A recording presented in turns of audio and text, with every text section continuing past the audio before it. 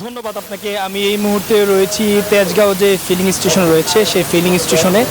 তো এই filling station হচ্ছে যে সাউদার্ন যে ফিলিং স্টেশনটা সেটি, এবং আমরা কিন্তু এখানে দেখতে পাচ্ছি যে গাড়ি বড় বড় যে গাড়িগুলো রয়েছে সেই গাড়িগুলোর বেশ লাইন, এবং এখানে কিন্তু হচ্ছে অকটেন নেই, কিন্তু দেওয়া হচ্ছে ডিজেল এবং হচ্ছে সিএনজি যে গ্যাস রয়েছে সেই গ্যাস, এবং হচ্ছে এখানে কিন্তু দীর্ঘতম লাইন, এবং যার কারণে হচ্ছে যে মেন রাস্তা দিয়েও কিন্তু হচ্ছে বেশ যানজটের সৃষ্টি তৈরি হয়েছে। এবং আমরা কিন্তু দেখতে পাচ্ছি যে অনেকেই এক স্টেশন থেকে ফিলিং স্টেশন থেকে তেল নিয়ে অন্য স্টেশনে যাচ্ছে, এবং সরকার থেকে কিন্তু বারবার বলা হচ্ছে যে তেলের কোনো সংকট নেই, তারপরেও মানুষ যারা চালক রয়েছে তারা কিন্তু এই সংকটটা তারা কিন্তু তৈরি করছে। এবং আজ থেকে কিন্তু মন্ত্রণালয়ে যে একটি টিম বের হবে, যে ভ্যাজিলিন টিম, সেটি কিন্তু হচ্ছে পর্যবেক্ষণ করবেন কোনো পাম্পে বা হচ্ছে কেউ তেল মজুত করছে কিনা, এবং কেউ যদি এই তথ্য দিতে পারে তাকে কিন্তু পুরস্কার করা হবে বলে আমরা হচ্ছে জানতে পেরেছি।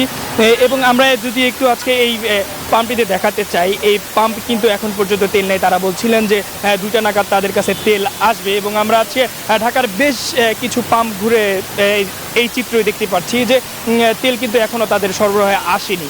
তারা বলছে যে দুপুর নাগাদ তাদের তেল আসলে তারা হচ্ছে তেল সরবরাহ করতে পারবে। এবং আমরা বিভিন্ন চালকদের সাথেও কথা বলে যা জানতে পারি, তারা কিন্তু সকাল থেকেই এই তেল নেওয়ার জন্য লাইনে দাঁড়িয়ে আছে, এবং ঘন্টার পর ঘন্টা তারা এই লাইনে দাঁড়িয়ে আছে।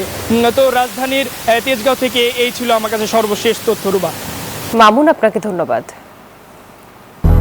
200-র বেশি সার্ভিস ও ফিচারে লেনদেনের সব বিকাশ অ্যাপে সম্ভব।